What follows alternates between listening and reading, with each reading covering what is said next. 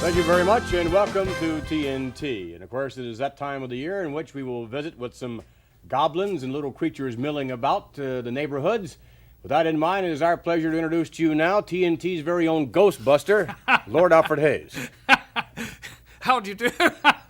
I really don't know how to answer that as a Ghostbuster, but I've seen a few ghosts in my time. We will not have any ghosts here on TNT, I don't believe, but no doubt we will have all kinds of excitement. Sgt.Slaughter to join us.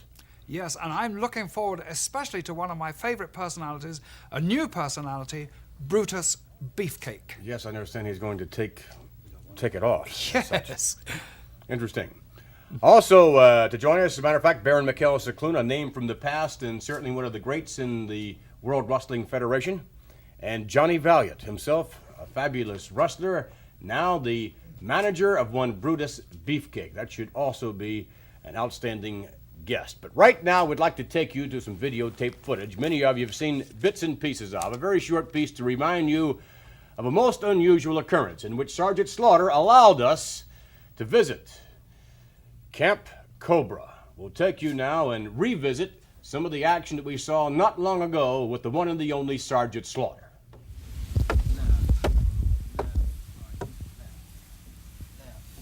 Platoon, halt! Right, hey!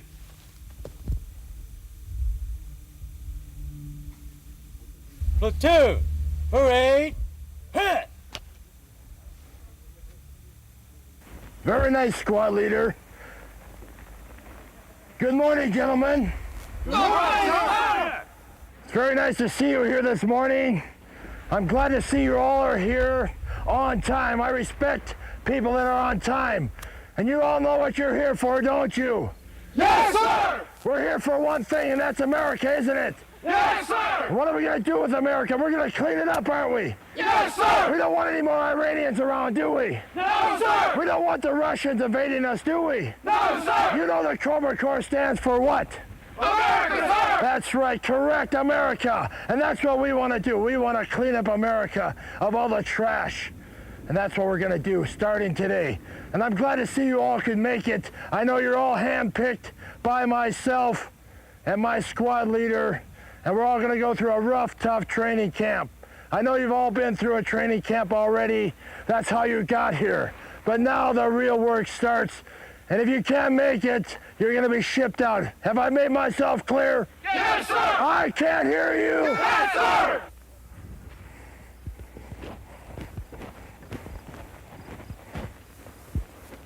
Platoon, head, hot! Very nice, squad leader, very nice. They look very good. What is your name, sir? Coon, sir! Coon, sir. Yes, sir! Why are you here, Coon? America, sir!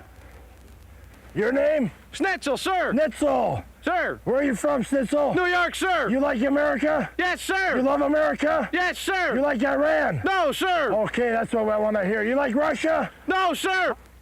Your name, spit it out. Coon, sir! Coon? Yes, sir! What happened to your outfit, Coon? I don't know, sir! What happened to your shoes, Coon? Lost them, sir! What about your pants? Bad news, sir! Well, let's get this boy some pants. In fact, why don't you give me 20 push-ups while we're looking for your fatigues? Yes, sir! Get down and snap them out. Your name? Ranger, sir! I can't hear you. Ranger, sir! All right, that's what I like to hear, a guy with a big lung. The Russians say they're number one, is that true? No, sir! Who's number one? America, sir! Who's the best platoon in the United States of America? Cobra, sir! All right, the Cobra Corps. Yes, sir! All right. 17, 18, Okay. 19, 20. Back in the rank and attention. Okay, squad leaders, show me what they can do. Yes, sir! Push up. Count 2, drop. Ready? Good. Up, half. Up, half. Up, half. Up, half.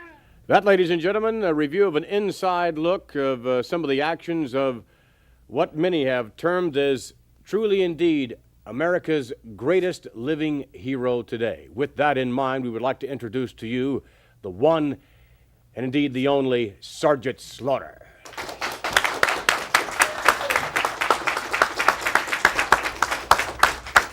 Sarge, how are you? Good to see you. Welcome to TNT. Lord Alfred Hayes.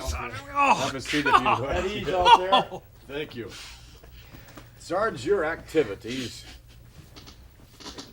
are far-reaching in and out of professional wrestling. We just saw a bit of some of the activities that out in, I guess, a rather clandestine Camp Cobra. Could you tell us a little bit more about that? That was obviously an elite bunch of men.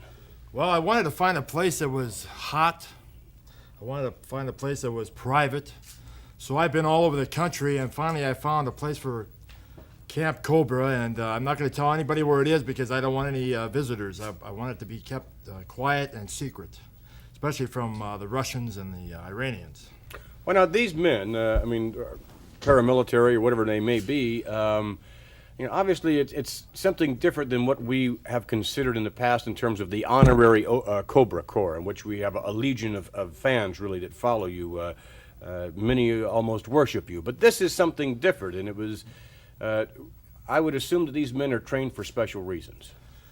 Well, they're trained to fight for America, and they wanted to see what it was like to be in the Cobra Corps. I always say that the Cobra Corps was the toughest and, like you said, the elite. And I got so many cards and letters and phone calls from young men that wanted to go through the Cobra Corps. So I put a camp together, and I said, well, if you've got the guts, come on down. So we did it, and they all made it through, but none of them really impressed me enough to get into pro wrestling. No, I consider that something else again. As far as your activity is concerned in professional wrestling, I mean, it seems to me that there's very little time. You must be one of the busiest men in the world today. I don't know how you can possibly maintain your schedule. It's unbelievable, Vince. Not only is the schedule tough, but wherever I go, people recognize me.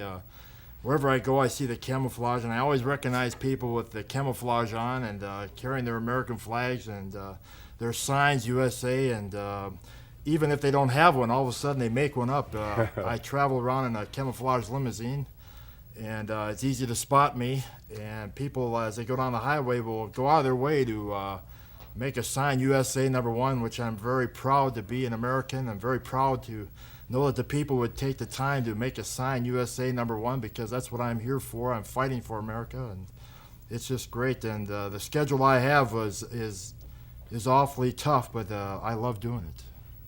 Well, I'll tell you, the fans love Sgt.Slaughter. There's no doubt about that, and the Cobra Corps grows by leaps and bounds every single day.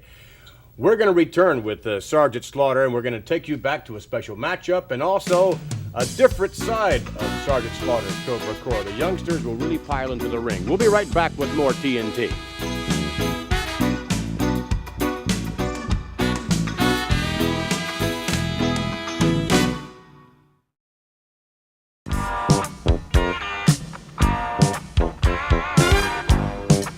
We're back, ladies and gentlemen, with Lord Alfred Hayes and, of course, Sgt.Slaughter here with us. And, Sarge, in a few minutes, we're going to be taking a look at one of your many, many matches in the World Wrestling Federation. And it seems to me that, if anything, the competition is getting tougher.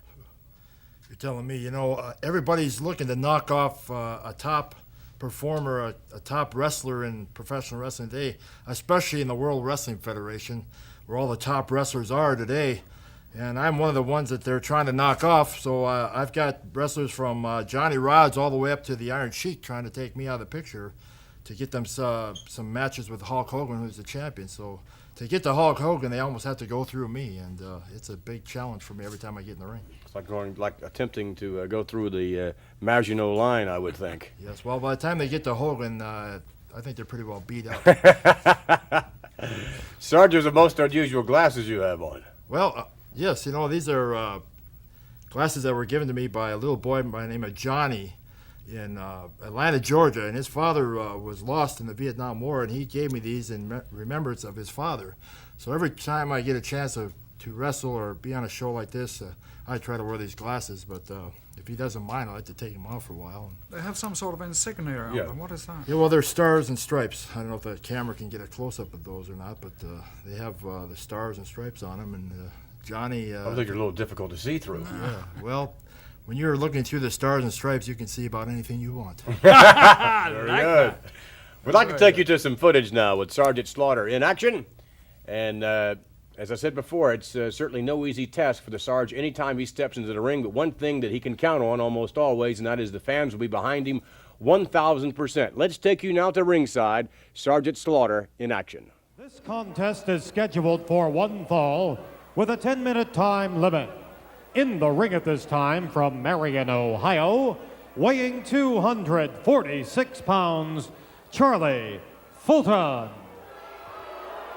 And his opponent, from South Carolina, weighing 296 pounds, Sgt.Slaughter.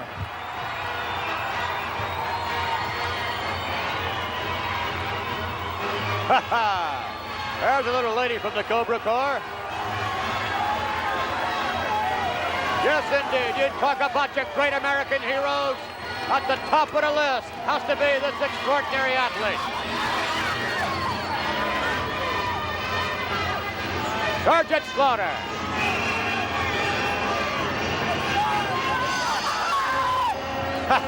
You bet he is. The Sarge has many buddies.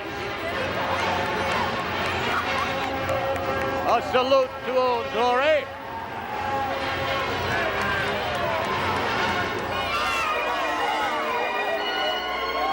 Sgt.Slaughter saying hello to so many of his fans about ringside.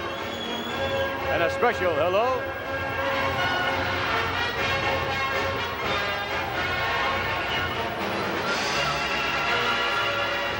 Sgt.Slaughter poster there.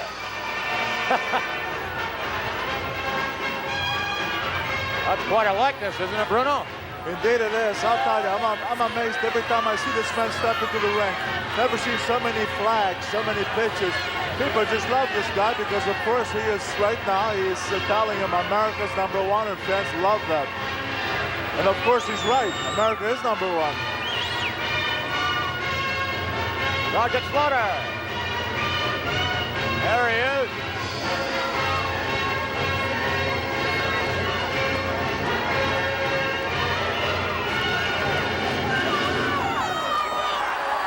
Sarge now ready to lock up with Charlie Fulton.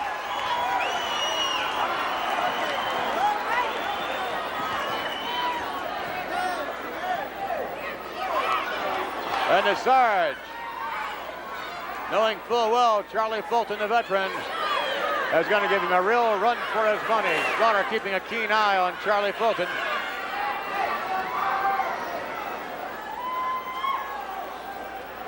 Jutting jaw of the former DI. He is something. To the ropes now, and referee asks for the clean break, and gets one. You don't always get one when you're in there with Sarge because he'll trade punches with anyone. And certainly quite the aggressor in his own right is Sgt.Slaughter.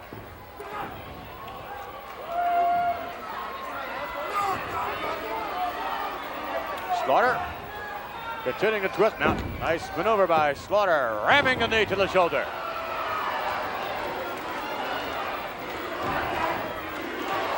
Listen to these fans.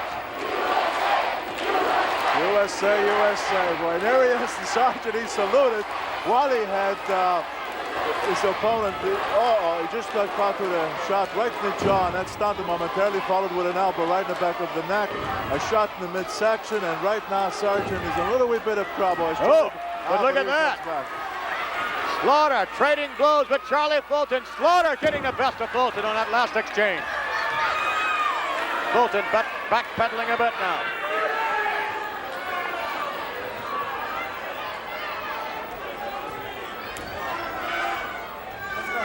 Locking back up, Fulton with a standing side headlock. Sarge shoves him to the corner, lifts the knee to the midsection, and whips him out. No, nice reversal. Whoa, my, Sarge hit the bull, look at that. Down to the canvas, Sgt.Slaughter. He went down like a ton of bricks. Charlie Fulton trying to set up the Sarge, to the rope now. Yeah, no, missing with the elbow. Slaughter with a Cobra, with a cannon. Sgt.Slaughter now. Trying to set up Charlie Fulton for the Cobra clutch. And sinks it down in.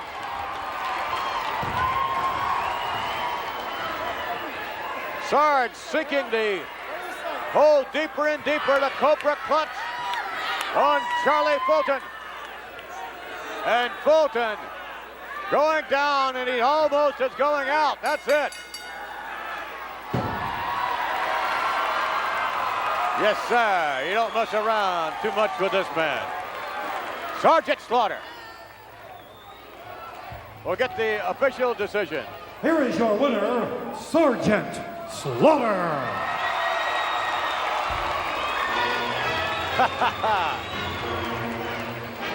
Oh, there's a little inductee, no doubt, in the Cobra Corps. There are many of them here. Sgt.Slaughter on the victory. All right, back with the Sarge now. And as we said before, there are many different aspects of the Cobra Corps, one honorary and one that we saw earlier at the beginning of the show, which is a very, very serious endeavor on the part of Sgt.Slaughter. But it's the honorary Cobra Corps that has legions and legions of fans, and young and old, male, female. It just grows by leaps and bounds, Sarge. It's unbelievable. You know, like you said, they come from the smallest to the oldest. I've had people 97 years old want to know how to join the Cobra Corps, and it's available to anybody out there, female, males. It doesn't matter to me. It's just great to have such a great following, and it helps you a lot when you're in the ring. I'm sure of that, and I don't know of anyone else in professional wrestling that has the kind of following that you have. Well, I don't think there's anybody in the whole world of sports that has the following that I do. It's not only in wrestling arenas, but it's all over the country. It's on the streets and the restaurants, clothing stores, wherever I go, people just mob me. It's unbelievable. You are a rather distinguished-looking individual. Well, it's hard to hide this jaw. Very difficult. Let's take you down to some more videotape footage of Sgt.Slaughter, and we'll take a little closer look at some of the younger members of the honorary Cobra Corps, some of the new inductees, perhaps. Let's go to the tape.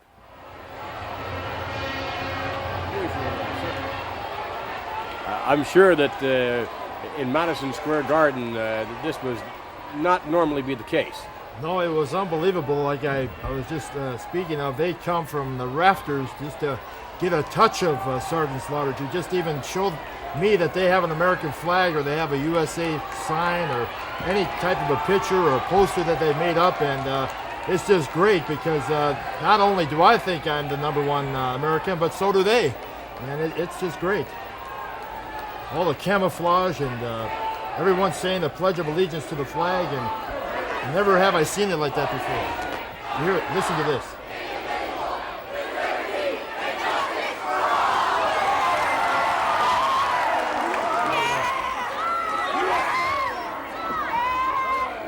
It's great.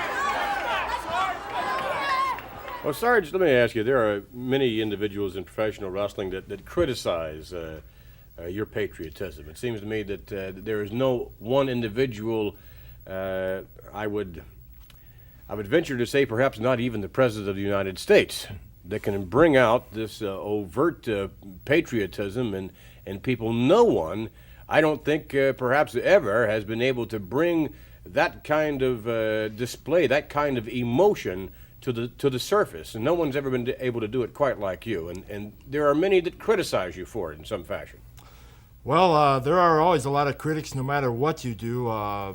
When I wrestled as the so-called mean, tough guy, I was the drill instructor, and everybody didn't like the way I wrestled. Well, I still went for America. And when I stood up for America, everybody got behind me. I showed them that I had a heart for America. And I like, if I might be able to say this right now, is the election day is coming right around the corner. And I'd like everybody out there to go register. If they haven't already, register and make sure you vote. No matter who you vote for, at least get out and vote. Because be a proud American and back your country and keep it the free country it is. And that'd be great if everybody could get out and vote. Well, which leads to an obvious question. Sarge, I've seen a lot of banners that says, vote for Sgt.Slaughter.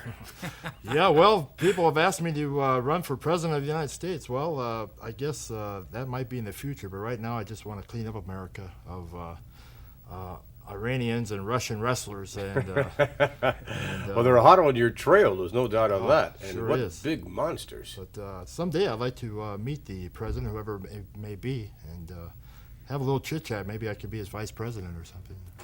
Maybe sergeant at arms. Sergeant at Arms, I'm sure. Whatever capacity, Sarge, I'm sure you'd be welcomed wholeheartedly. And we would like to invite you to hang around, if you would, for later on with perhaps a few surprises and things of that nature. Sure, I'd and, love to. Love to. Your presence is always welcomed on TNT. Thank you. Sarge, thanks for It's great to joining be us. here, and I've been looking forward to coming, and finally got here. All right. Sgt.Slaughter, ladies and gentlemen. Indeed, perhaps the greatest living American hero in the world today. He is something else. Sarge will join us later on, and we shall return with more TNT in just a moment.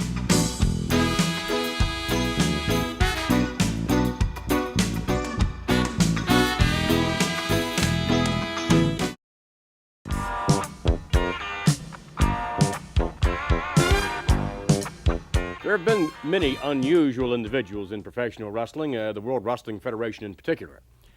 But the gentleman about whom we are to view momentarily is perhaps one of the most unusual you will ever see. His name is Brutus Beefcake.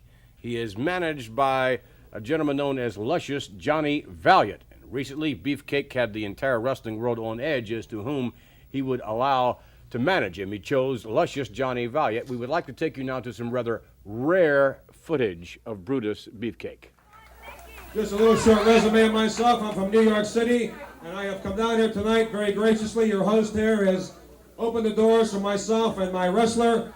I am a pro wrestler. I am a manager of wrestlers, and my man Brutus Beefcake tonight from Madison Square Garden, New York City, will be here tonight and do a little sachet for each and every one of you lovely ladies. We've selected a song or so that you may recognize. We have selected a song or so that you may be able to really get into the groove, so to speak. So when you hear that music popping, I want you girls to really get with it. And I have brought my man, my main man, Mr. Brutus Beefcake. All right, let's really hear it for him. Come on.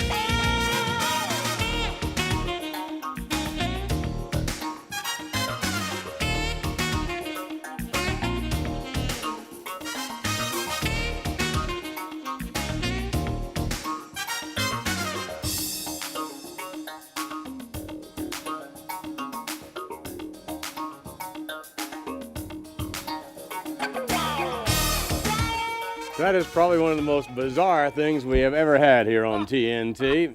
Nonetheless, Brutus Beefcake is different, most different indeed, both in and outside of the ring. And there we just saw Brutus doing his thing, I would suppose. And what we would like to do right now is to introduce to you live, yes indeed, luscious Johnny Valiant and Brutus Beefcake.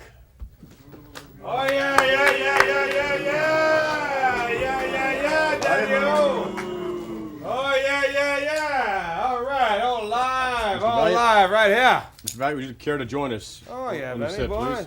Yeah, we'll All come right. right up here, my man. Very good. Coming right up. Nice to have you here on TNT, Mr. Always a Beefcake. pleasure. Mr. Valiant, have a seat if you would, Always a please. pleasure. Lord Alfred Hayes.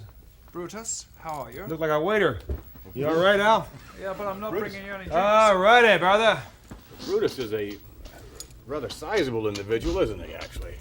He's, physically speaking, he is not exactly what you would consider to be a flyweight or a, You hear that, Vinny? That's not a rattlesnake. That is, What is that, actually? Bionic arm, it looks like to me. That is, again, That is my man, my main man right here, Brutus Beefcake. You know, ladies and gentlemen, boys and girls, when the folk out there at the main event in Baltimore, Maryland open up their doors to let me come in there with my main man, Mr. Brutus Beefcake, and show each and everybody exactly what's happening in the World Wide Wrestling Federation. This guy's the hottest thing to hit the World Wide Wrestling Federation since they put a ring on in the Spectrum, since they put a ring in Madison Square Garden, since they put a ring coast to coast like Borden House toast. This guy is unbelievable. And Mr. Valiant, if I may take exception that, obviously he's most unusual and quite talented, I guess you would say, in his own right, but has he really been tested yet in professional wrestling? I mean, has he... Oh, Vince, come on.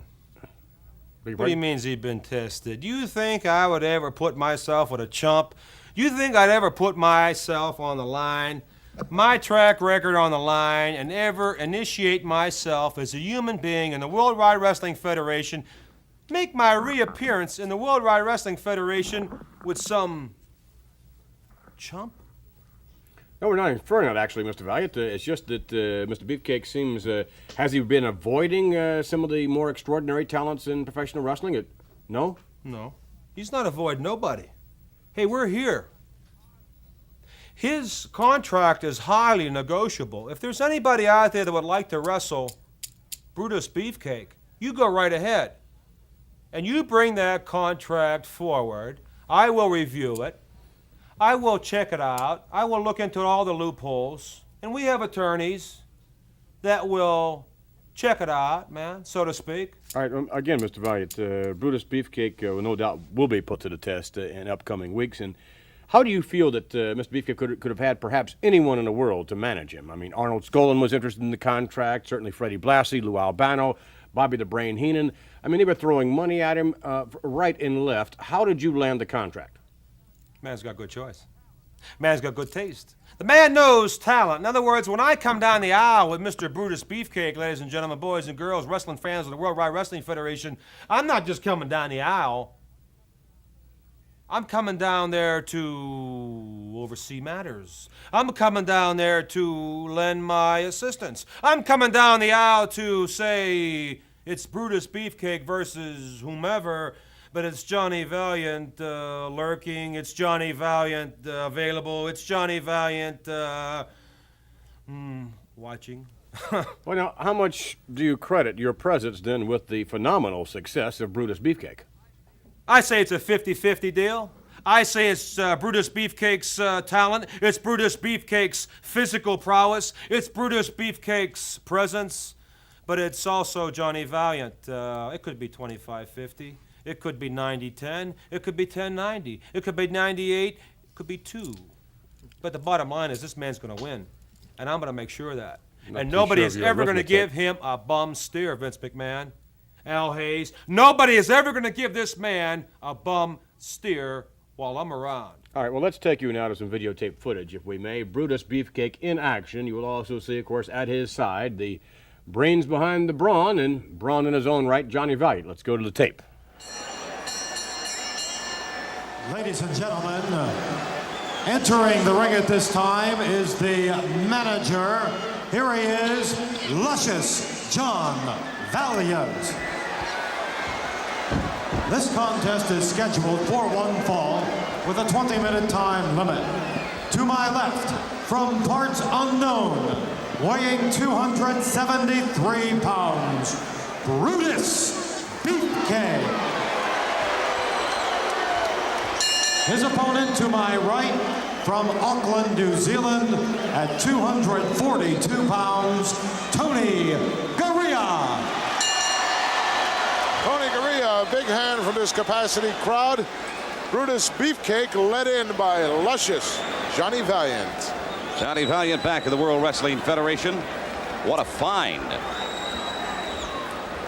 For I Mr. wish on your Valiant. interview, Gene, that Luscious John would have let Brutus say a few words. And Oh, no, he was very adamant about it. He was I not about understand to that. let him talk. I know that. I said I wish he would have let Brutus. I would have settled for even a zip code. Yeah, right. It could be some kind of an indication of where the man is from. Well, all he did was show his pearly whites and laugh, Gene, and parts unknown. Parts unknown, all right. I've got a pretty good idea where this guy is from.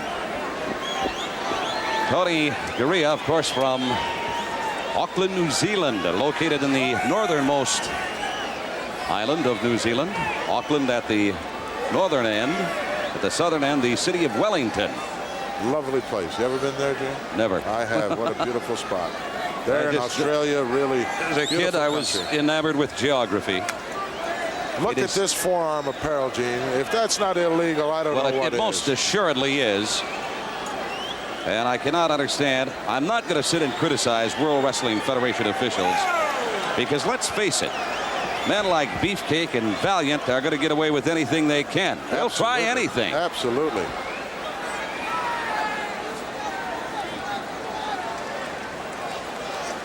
Few last-minute instructions here from the Luscious one.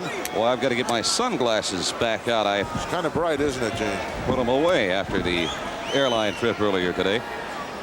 It is a little bright in here. Ooh. Strut your stuff.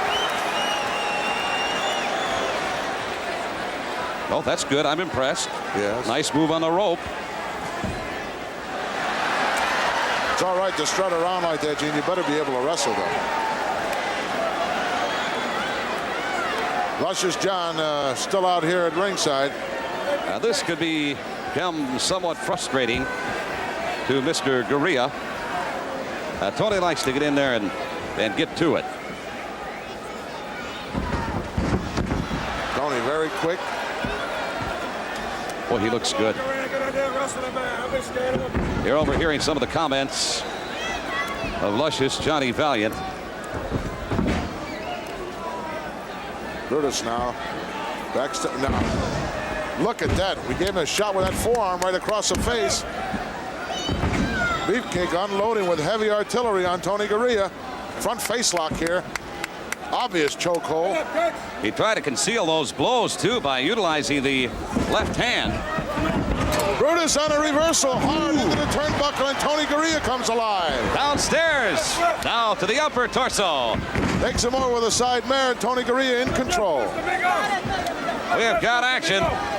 And a mouth is running off right now. The Luscious one looking a little concerned, and rightly so, as Tony Garea takes control of this match. Well, he should be concerned. Johnny Valiant certainly, I don't think, anticipated this. Oh, Nice shoulder block by Tony. Oh, look at this move. Beautifully done. Headlock. Oh, Garea is on a roll. Excuse the play on words. Garea's on a roll. I love it. Johnny Valiant just made a remark saying he's a little concerned about the referee. You better be concerned about Tony Garea. Garea, outstanding reputation here in the World Wrestling Federation, as well as an outstanding record. He should be concerned about his tailor. Brutus now making his way back to his feet. Johnny Valiant, a very generous man, always the first to pick up a tab. He likes the nightlife. I understand he has very deep pockets, Jim, and short arm. Garea, nice shoulder block off the ropes once more. Beefcake down. Went for the backdrop. Another leapfrog. Wait a minute. High cross body. Referee right there. What did he wait for? A little slow at getting down for the count. Referee was right there, and he hesitated on dropping down and give that count. Whoop, shoulder roll. Beefcake counters with head scissors to Tony Garea. Garea right on top of the ropes. Knowing Tony, I would suspect that he's going to make an attempt to get over to those ropes and get the hold legally broken.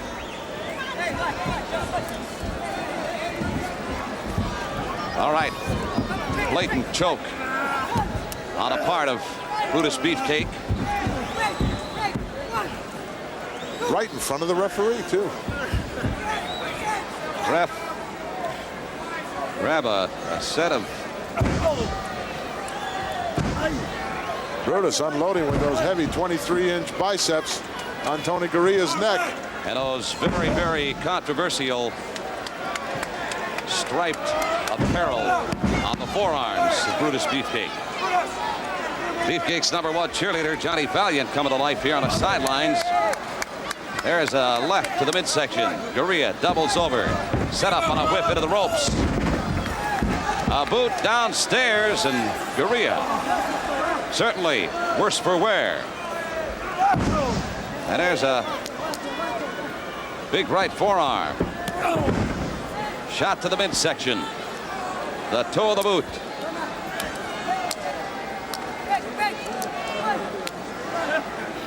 Garea being wound up now by Brutus. Hard into that turnbuckle. Brutus comes in with an flying elbow, but Tony Garea had already left the premises. Garea now catches him coming in with a right and another right. Oh, look at that flurry on a part of Garea. A series of 4, 5, 6 right, 7. Count them. 8. Oh. Brutus Beefcake now going for the ride. Drop kick by Garea, a little low right in the chest area. Brutus bailing out. Wait a minute. Garea follows him out.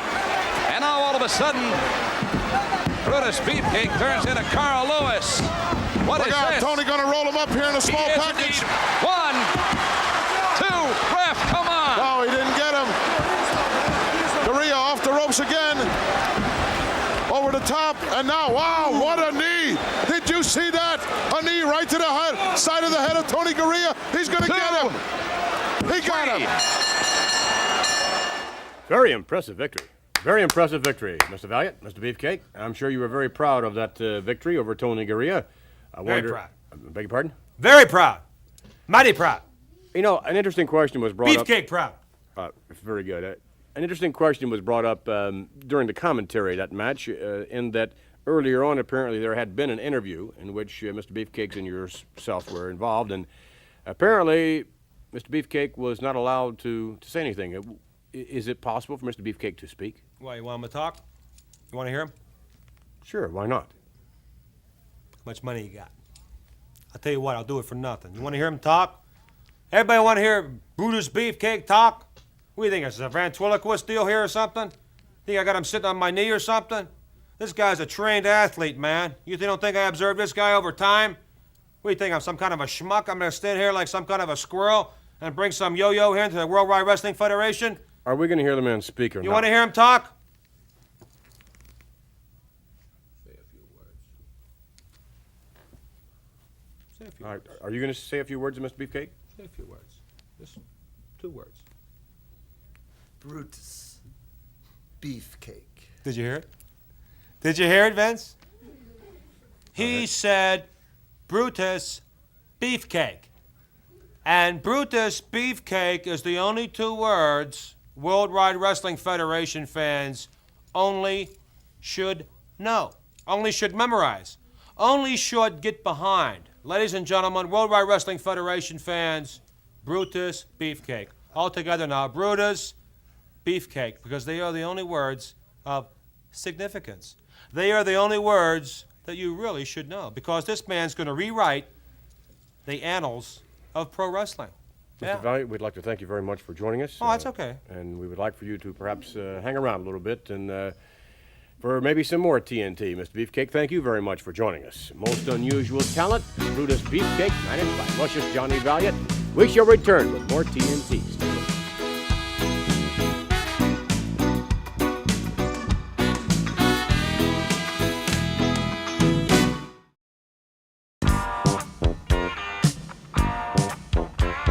We are back with more TNT, and in a moment, we'll take you to a matchup that we will join in progress involving Special Delivery Jones and his opponent, truly a giant of a man, in 6 feet 10 inches and near 300 pounds of Big John stud. Oh, a man so difficult to scoop off his feet that lots of wrestlers have great difficulty in even approaching a nearness to beating him. Well, speaking of scooping up off the feet, there's $15,000 for the first men that could body slam Big John Stud. Let's take you now to the tape. Stud bleeding now from the forehead. Nasty looking thing, too. Oh, that is a big gash in the top of his head there. Boy, he took one look at that blood and immediately stopped SD in his tracks. Yeah, that looks like an old wound that's just come agape again there. Well, there's that old scar tissue we were referring to earlier on. Once you get it, in this particular sport, you don't get a chance to let it heal up properly, and an injury from one night easily carries over into another or into another weekend can cost you a match at any given time. Oh, yes. And that scar tissue is nature's way of trying to protect you because it builds up into a thick amount of tissue of the skin. But in the case of John Studd there, that's a recent wound and it's opened again. Oh! SD laying the headbutt right on it. The Brain continuing to point and issue instructions to Big John, but right now, I don't believe he's hearing anything. SD drops the big guy to his knees.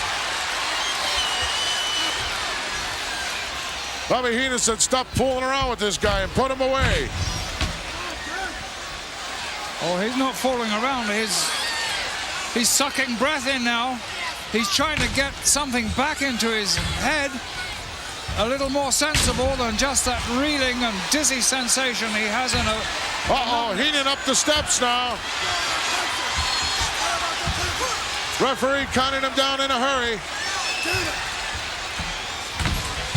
As SD continues his onslaught with headbutts and punches to that already busted open forehead of Big John Studd. Tremendous camera shot here.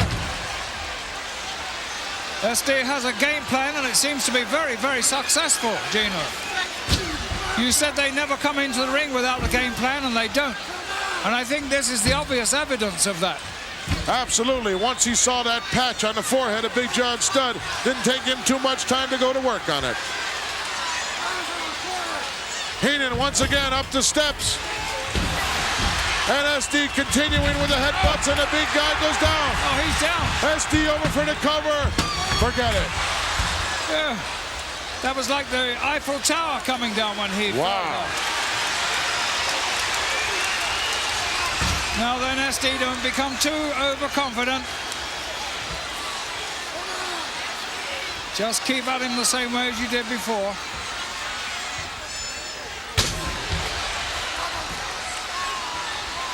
Big John Studd reeling.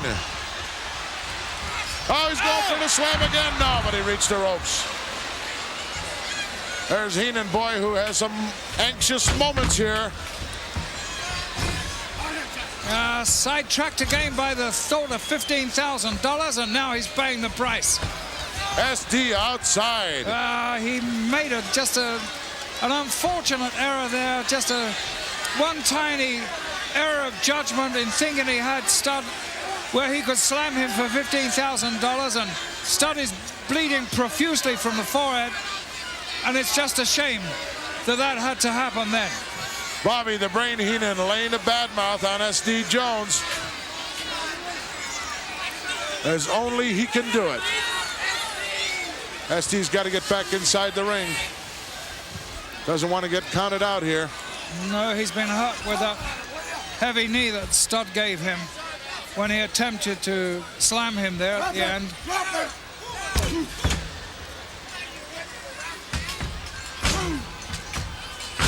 Those huge boots hammering away. I don't know what size they are. They must be size 20s. S. Jones is hurt.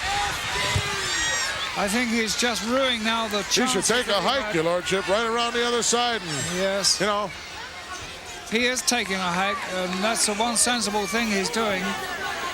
But he's coming too close to the ring. He blocked that shot.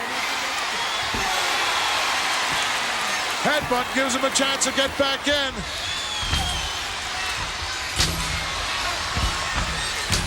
Those headbutts really don't have the sting they usually have. Wow, he got caught there.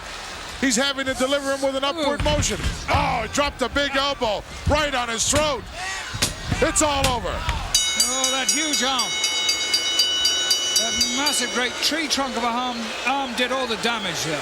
Poor SD had to deliver those headbutts in an upward motion. Big John Studd bleeding profusely from the head. Let's go back in time if we can. And take a look at what constituted the beginning of the end here for Special Delivery Jones. There he hits him with a pretty good headbutt, but once again it's an upward motion instead of a downward motion. Yeah. Lays another one on him. Now SD going to the ropes. Maybe for a big one, but wow, did he catch that forearm right to the side of the chin and neck area, and his ear must be ringing now. Now look at this elbow crunch right on the chest and throat area, knocking the wind out of him. An easy 3 count. Let's go back up to the ring. The winner of the match, Big John Studd. That's John Studd, the Giant. This was a tune-up for you, Hogan. I didn't even break a sweat tonight. Big John Studd issuing the challenge. You know, it looks like the $15,000 we have invested is going to draw a little interest because nobody's slamming this man. You want to try him, pal? You go ahead and try him. How about you, Monsoon? Bobby the Brain. How about all you ham and eggers? There's not a man walking the streets that can do it to Big John Studd. That's an awful lot of money, and I'm sure he's going to have some takers, Big John Studd. Most everyone would like to have the $15,000 and certainly would like to have just the privilege, actually, of getting in the ring with a man such as John Studd. Yes, but you know something? The psychological effect of having that $15,000, if you can possibly slam him, has been a good weapon in his favor. I mean the favor of John Studd. We also have seen Big John Studd grab a few ropes as he was going up, saving himself from what would appear, at least, to be a certain slam. We'll be back, ladies and gentlemen, with a little advice for the Lovelorn.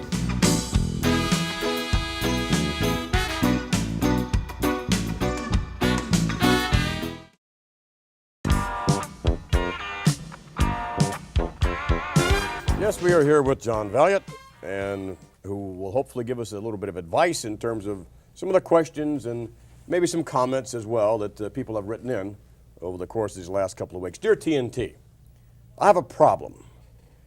After watching some of the fabulous physiques in the World Wrestling Federation, as far as the wrestlers are concerned, my husband pales in comparison.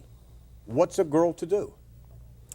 Well, it all depends exactly. What do you call pale? You mean you pale milk? You're talking about a pale face with Bob Hoke and the old movie, or somebody talking about pale? I'd have to assume, Vince McMahon, that pale would mean a comparison. Is that the terminology? I'm sure that's what she means. Well, then I would say that consider yourself very lucky. I mean, if your old man looked like a question mark or looked like a, like a pear or something like that, I would see no reason why you'd have a reason to call in here to this segment of TNT. Why don't you just be satisfied, mind your own business, quit looking over this guy's shoulder and that guy's shoulder, worrying about the guy cutting the grass, worrying about the guy hitchhiking on the turnpike and stuff like that. The grass is not always greener. Exactly. Right. Next question. Bottom line. Dear TNT, my wife and I emulate some of the wrestlers that we see on TNT, such as the Executioner, Mil Mascaras, and the Spoiler. Recently, I even put a mask on my wife, and I must say it really improved things. I would suggest that perhaps you read this to your viewers, and perhaps it should help some of them as well. What's your response to that? Well, you talk about a mask, this and that. Maybe you're talking about somebody that unfortunately went through a serious burn. Maybe somebody had a tremendous acne situation where they feel the only way out of the life is through through a mask. I don't think that's what you mean. This gentleman means here at all. She's referring to her husband, or her referring to the wife? He is referring to the wife.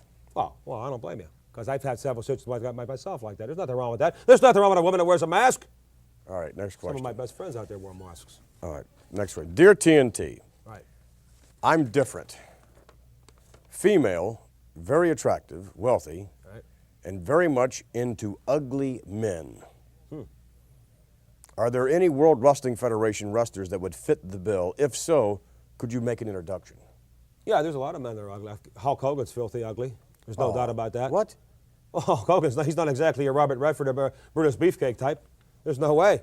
What about Brutus Beefcake? How would he, on a scale of 1 to 10, what would Brutus be in your 15, 20, maybe something like that. Because there's no way to measure a guy like that. Brutus Beefcake, there's no way to characterize a man like that. The guy is leaps and bounds. There's no way there's been nobody like Brutus Beefcake. That's a simple situation. So in other words, if you would say to me, Johnny Valiant, quite candidly, on a scale of 1 to 10, how is Brutus Beefcake? I'd say 15, 20, maybe 35. Well, who would you suggest, really, other than Hulk? I mean, this lady... That's ugly, you mean? It's into ugly men, and... Tito Santana, he's filthy ugly. Somebody like Junkyard Dog, Sgt.Slaughter, they're stone ugly. In fact, I heard Junkyard Stone ugly? Right. I heard he wrote a to a Lonely Hearts Club, and they wrote back and they said, hey, we're not that lonely. That's what I heard now. All right, next one, if you don't mind. Dear TNT, I have a fantasy.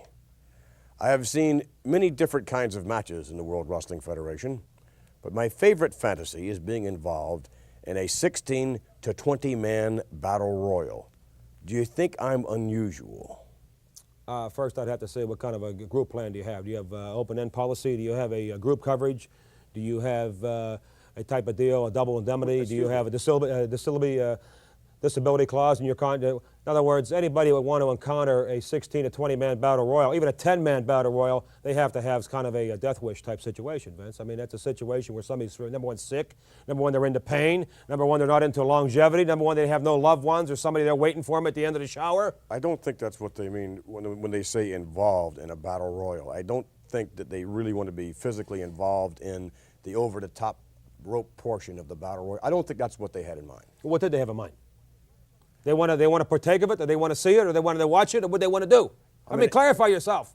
I cannot speak for this person. I would assume that this person would, in some fashion, fantasizes about being in the ring with 16 to 20 men in some sort of their own concoction of a battle royal. That's what I'm saying. Anybody that want to partake, that's like jumping into the Battle of the Bulge. That's like jumping into Iwo Jima. That's like jumping into Pearl Harbor. That's like jumping into the middle of the Super Bowl. You know what I mean? With no pads, with no helmet, with no cleats, with no game plan, with no nothing. Anybody would jump into a battle royal with 16 men, 12 men. You'd be sick.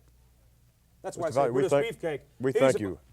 We thank you very much. You don't have to thank me. I just took the time. We'll return in a moment. It's a tremendous show.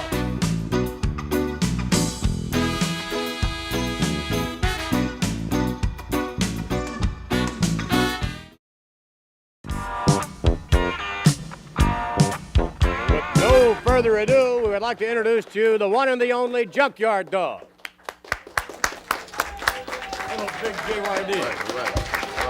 Lord Alfred Hayes. I like that sound, baby. I like that sound. I like that sound, man. I like it. I like it. Myself, man. Something strange in the wrestling ring. Junkyard Dog, man. On the dog. There's only one to call, I guess. That's it. That's the only one. Well, a lot of folks are calling that Junkyard Dog right now. I'll tell you, you have become one of the most popular athletes in the World Wrestling Federation, perhaps in the most shortest length of time of anyone ever to enter the ring. You know, I've been very fortunate. A lot of help come from just understanding people and get along with people and, make no difference what race or color it is. I just mingle in, man. I never feel left out. No, I wouldn't think you feel left out in anything, as a matter of fact. At 280 pounds? I'm pushing pretty close to 293. 293? Give or take a pound or two. Well, now, there's a reason behind that, I understand, that notwithstanding your vigorous training regimen, but the intake in terms of what you eat is somewhat different than that of most other wrestlers. You see, a lot of guys go on a somebody call a high protein diet, and I look at a lot of guys. When I come out of high school, I was the second largest athlete ever come out of the state of North Carolina. Out of high school, I weighed 280 some pounds, and I grew up in stuff like cornbread, black eyed peas, collard greens, kidney yams, ham hocks, you name it. I ate it. Pork salad. So, people that probably don't know what I'm talking about. There are a lot of people that do. Well, now, it obviously agreed with you. Oh, man, you know, studied that. And then you got stuff like people in New York might call it wrinkle steaks, but... A wrinkle steak? Now, what is wrinkle steaks? That's nothing that England would import it. Oh, man, they got wrinkle steaks in England. I know in my neighborhood, we call them chitlins. Hog chitlins. What are those? Wrinkle steaks. In New York, you might go to a restaurant and have a big stand that says wrinkle steak. But it's chitlins.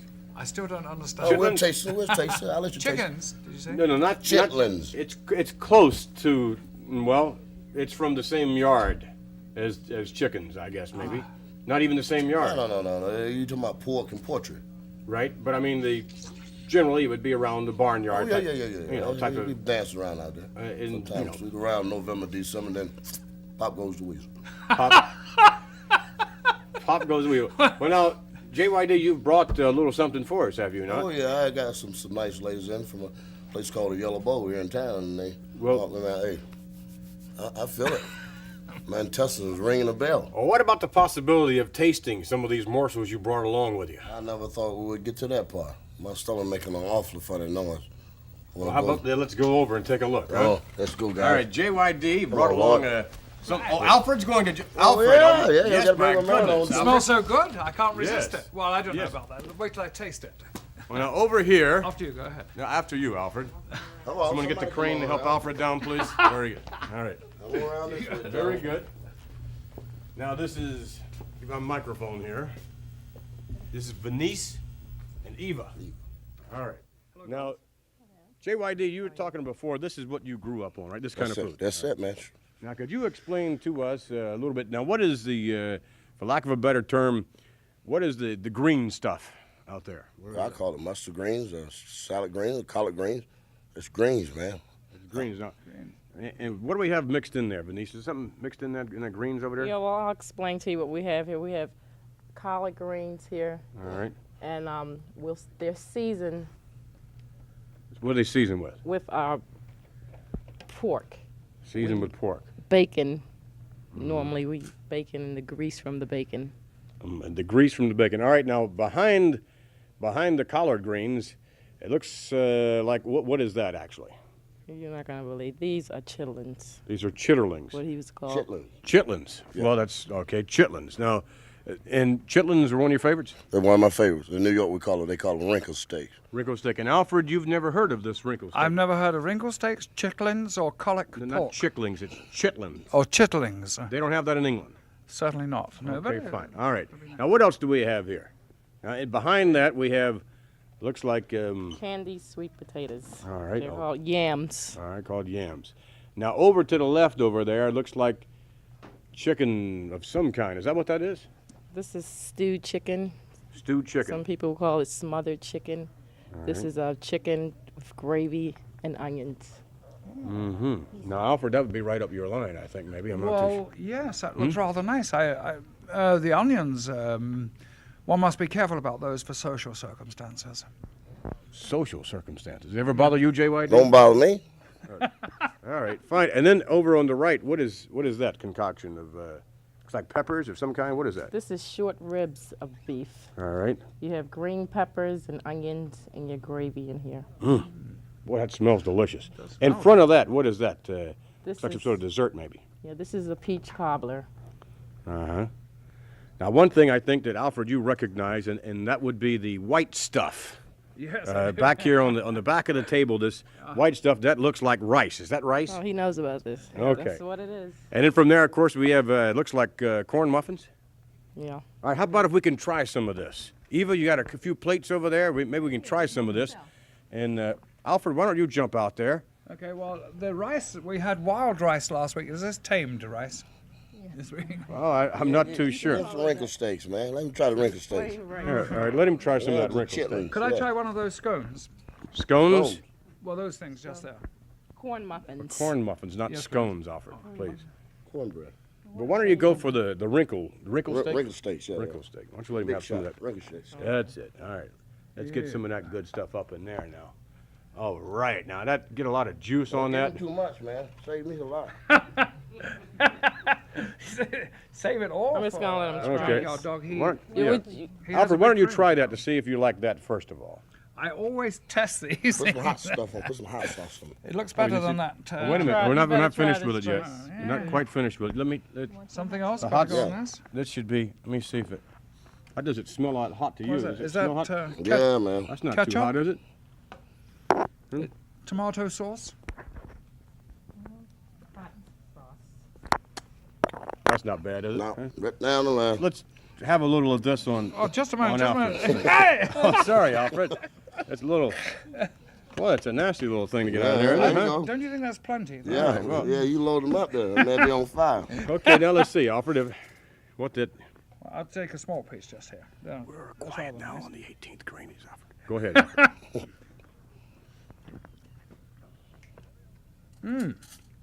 Very good. Very unusual.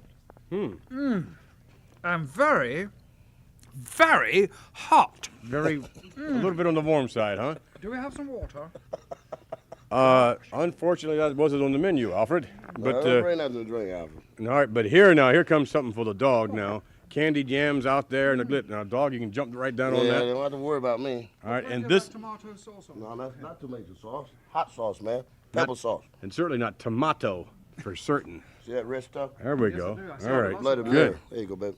I'd like to try some of that macaroni and cheese over there for sure. That looks great. Boy, I bet the boys home crying the blues now. Huh? How was it, JYD? Just like eating at grandma's house. Well, if Grandma could rear an individual to weigh 280 pounds by the time he's a senior in high school, I think everyone will be on That's this it, diet. man. You think we can do this every week? Well, let me ask you, do you think if, now, when you were younger, I mean, you know, this is what you grew up on, this kind of nutrition, and it obviously agreed with you. Do you think that there's any hope for Alfred? What if he started now on this Oh, nutrition? man, it make you feel like a new man in the morning. Really will? Yep. I'd like to feel like a new man. I'd like to feel like a man, even. Vince, I'm not trying to be cruel or nothing, but you can keep talking to Alfred and later. I got to finish this stuff here for a while. All right, I'd like to try some of that macaroni and cheese myself there. And, Yeah, get too heavy there. oh my goodness, look at this. And look at all the cheese in this thing. That looks good. Now, we understand we have some ribs out here. Eva, you going to show us how to make ribs? Yes, I'm going to prepare, which will not take long. Isn't that pretty? All right, that's pretty. Sure, that's nice. And you're going to prepare the ribs. Yeah, I'm going to prepare the ribs. Okay. Okay. Now, first, I'm going to take about a half a cup of water Yeah. and pour in the ribs so that it won't stick, you know. That causes the ribs not to stick. Right to the pan. Okay. Then you put your salt. Make sure you try to get enough salt on it. Give it a good Right, season. it really is. Okay. All right. And your black pepper. Okay. And just put black pepper. Always keep And a woman around. Mm. a little red pepper. What's that now? Red pepper. This is red pepper. Yeah. What's the difference between black pepper and red pepper? Alfred, do you know the difference between black pepper? Only one's red and one's black, I would assume. I think there's a little bit Yeah, more but difference. red is a little hotter, and it gives it a better season. This is a little Say hotter of people too. You like hot. Yeah, well, it's like hot sauce. Has Here, some Alfred, of why that. don't you come? No? Okay. Now, the last ingredient I'm going to add is my sauce, which really gives it the taste Mm-hmm. and brings out. And we have a Oh, that's great. secret sauce, but I'm going to sprinkle This is over. the secret junkyard dog sauce. Grandma bring a sauce up here? I don't know, man, but it smells awfully good. That's the secret junkyard dog sauce. Boy, look at that. Something in there swimming, is it there? No, I guess not. It's jumping around a little bit. Sauce. Okay. Thank you. And you, Hot Okay, sauce make sure there. you know, this is the secret of the sauce. This what gives it the taste. It's the that would sauce. definitely give it a taste for sure. Okay. And you put this in the oven, do you? You put this in the oven. Okay.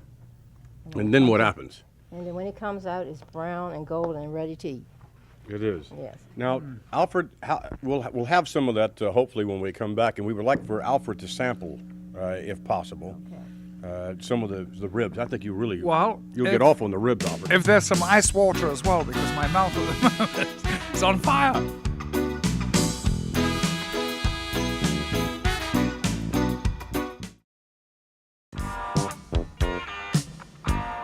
Back here with what has to be the fastest cooking ribs known to Grandmama for sure. But they look awfully good. How about could we sample some of the ribs? Alfred, why don't you just jump out there? Certainly, thank you. Is there a plate somewhere? Please. No, just pick one up, Alfred. Come on, pick it up with your hands. Yes, you have a knife and fork, please. Use the phalanges, man, your fingers. Hands. This is ribs, Alfred. Ribs? Well, you picked them up with your fingers, Alfred. Well, I don't. Do you have a finger bowl? No. We have a finger bowl. Anybody in the control room have a finger bowl? We're fresh out of finger bowls, Alfred. There you Oh, go. that was nice. You put. There's a nice rib. Thank you. All right. Got this less saucy part here. Wow, there. Thank you. That's very kind of you. You have a bib for Alfred? They're hot. Oh, they're hot. Mm-hmm. Well, they are hot. What do you think, Alfred? Will this go over with Her Majesty or what? Quite honestly, I think they would go over with anybody. They're rather delicious. Mm-hmm. Now I can understand why You're over there he's salivating, JYD. Jump in there. Well, let me have some. All right, just jump right in there and grab one of those. Get the phalanges on them. Yes, sir. Now look at all that. Now I'll have to try one of these myself. They are relatively warm. Naturally, I'd get the biggest piece out there. All right. The brown stuff is nice too. That is great, isn't it? Like being at home. Can we do this every week? No wonder you were 280 pounds when you were a senior in high school. I'm telling you, man. You need to eat this stuff. It's good for you. I'm wondering what it's going to do for Alfred. Hopefully we'll find out later on. Right now, let's take you to indeed a dog fight. The junkyard dog fight. Let's go to the tape. Once again at ringside, this is Jack Reynolds along with Angelo Mosca. Angelo, should be a great match here. It should be. All the dancing stopping, and now we're going to start some wrestling. Paul Vachon, the crafty veteran, against the junkyard dog. Junkyard Dog's got a great background, too. Also, as a professional football player, played with the Green Bay Packers. Paul Vachon weighing in at 295 pounds this week. And Junkyard Dog tipping the scales at 262. Your referee for this bout is Terry Yorkston. This is a one fall, 30-minute time limit. Well, Vachon is out of the ring already.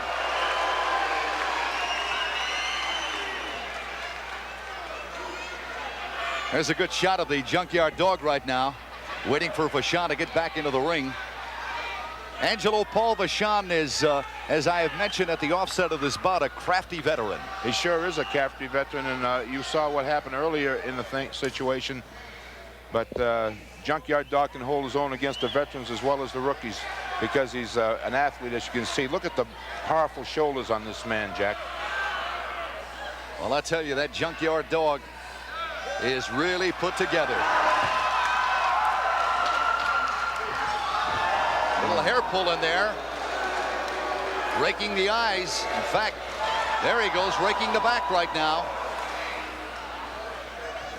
I don't think you want to get a dog too mad in this situation. Not at all. Junkyard Dog reeling right now. There's a tremendous open hand fist to the sternum area of Junkyard Dog. Vachon going to work right now. Now that's uncalled for, Angelo. Well, sometimes you have to resort to all methods when you see you can't handle a situation. I know you might not agree, Jack, but I've done situations to get myself out of those. All right, coming back right now, the Junkyard Dog. Now he's raking at Paul Vachon. What's fair for the goose is fair for the gander. Oh, biting the ear of Paul Vachon. Vachon in pain and he wants out. He's out of the ring right now. I think Junkyard Dog was having a little taste of Alpo.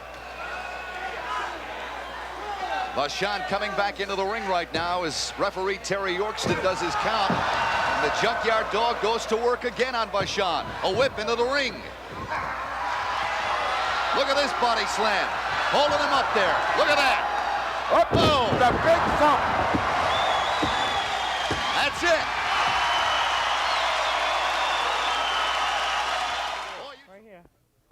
We are back, and almost all the ribs are gone. And JYD, you're smacking those lips. I'm telling you, man, I bet I weigh 300 pounds now. And surprise of surprises, Mikey likes it. His lordship now jumping down on some peach cobbler. I love these cobblers. They're very, very nice indeed. The best food I've had, and probably the best music we've had, too. Venice, we'd like to thank you and Eva very much for coming over from the Yellow Bowl and bringing home some grandma's cooking. Huh? I'm telling you, I'm thankful to him. I'd like to thank all the people out there in TV land and give thanks to the Lord and my little girl for giving me health and strength to even be here today. So we'll be with you guys. And we'll be back, ladies and gentlemen, as we continue with more TNT. Stay with us. Lots more action to come in one form or another.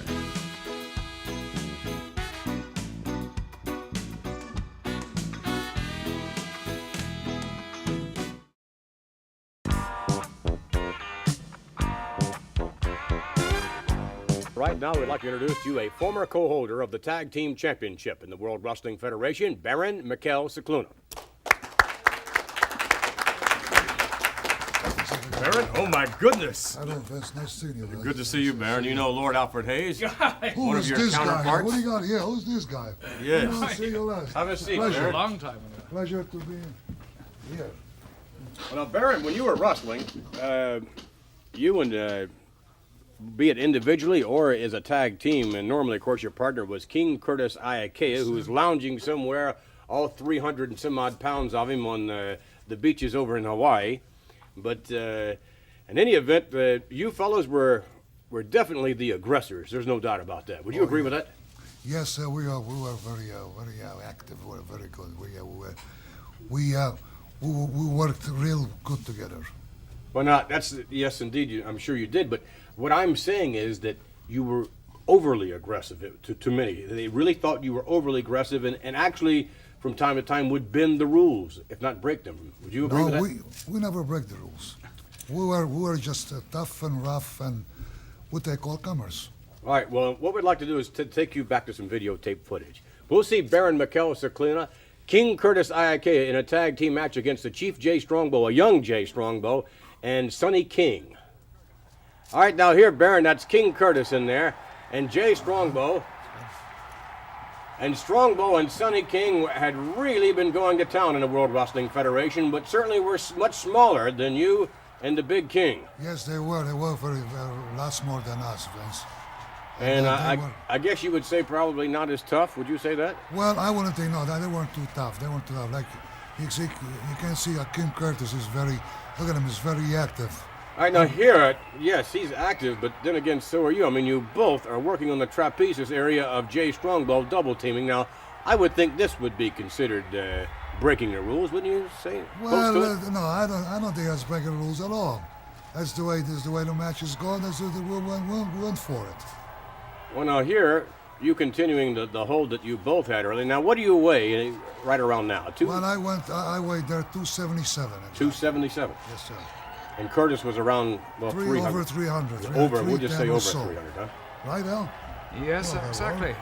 When you said you weren't breaking the rules, you were certainly taking advantage of them.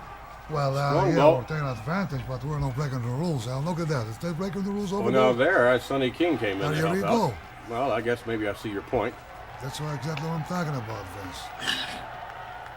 What sort of magic do you think you and King Curtis had as tag team champions? Well, we always agree with each other. Whenever an argument, whatever he done, I say, okay, you're doing great. Whatever I done, he says, okay, Baron, you're doing great, and all that. And we always agree, and we always stand in just right. Well, here, that King Curtis coming in to help out a little bit, I think, and actually, you see Jay Strongbow over incapacitated, headbutt there, and you and King Curtis, what is going on here? Nothing that you see, Vince. It would appear to me that you really helped out King Curtis there, and well, in a way, I help. I used to help out quite a bit, yes. Well, now, Baron, what do you do for yourself now? It seems to me that you are in peak condition as we look at you now. Yes, I'll tell you what I do right now, Vince. You know this guy, David Johannan. Me and him will go to the gym. Yes. We push weights first, then 2 times a week we put the mat on the floor, right, and we go at it.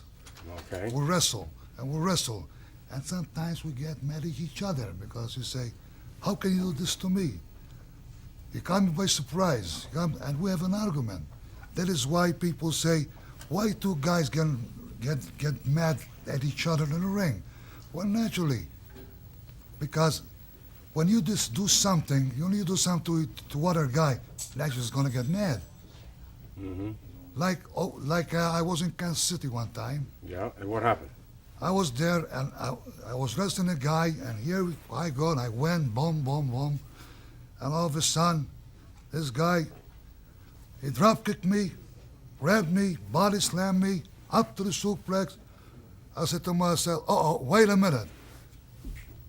Out I go, out the ring I go. Who was the guy? Guess who?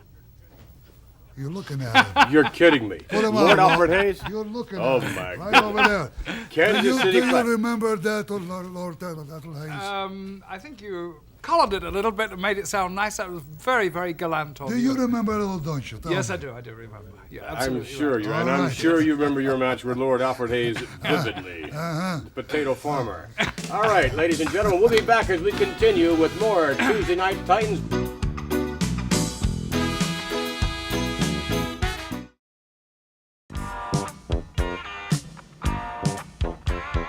We're back with more TNT, and in a moment we're going to take a little walk down memory lane, if you would, and some of the more interesting aspects in the World Wrestling Federation and some of the review of some of the more outstanding wrestlers today.